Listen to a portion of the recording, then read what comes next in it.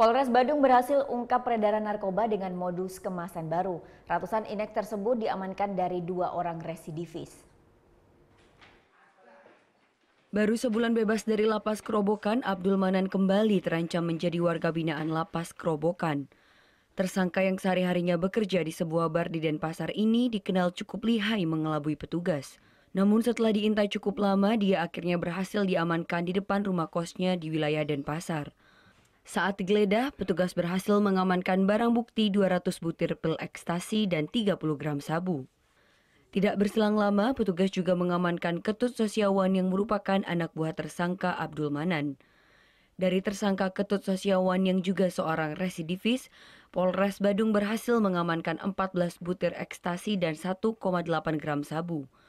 Modus yang mereka gunakan dalam mengedarkan sabu tergolong baru, yakni mengemas ekstasi dengan kemasan yang menyerupai suplemen kesehatan. Dan saat ini mereka dikendalikan oleh seorang napi yang juga bandar dengan inisial G dari sebuah lembaga permasyarakatan. Penyebarannya mereka acak, random. Bisa di bar-bar, diskotik, dan juga di tempat-tempat umum. Jadi ini dikemas seperti ini untuk mengelabui petugas. Jadi kemasannya seperti permen, tisu, dan sebagainya. Ini salah satu modus. Selain mengamankan 2 orang jaringan narkoba lainnya dan 1 orang tersangka lainnya, dari ke-5 orang tersangka ini petugas berhasil mengamankan 36 gram sabu dan 214 butir ekstasi. Surya Sanjaya melaporkan untuk NET.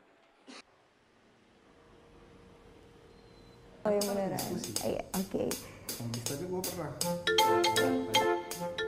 Nah, udah kan nonton beritanya? Jangan lupa di-subscribe, di-like, dan juga di-komen ya akun YouTube dari Net Bali. Terima kasih udah subscribe. Yang belum, jangan sampai lupa. Di sebelah sini nih.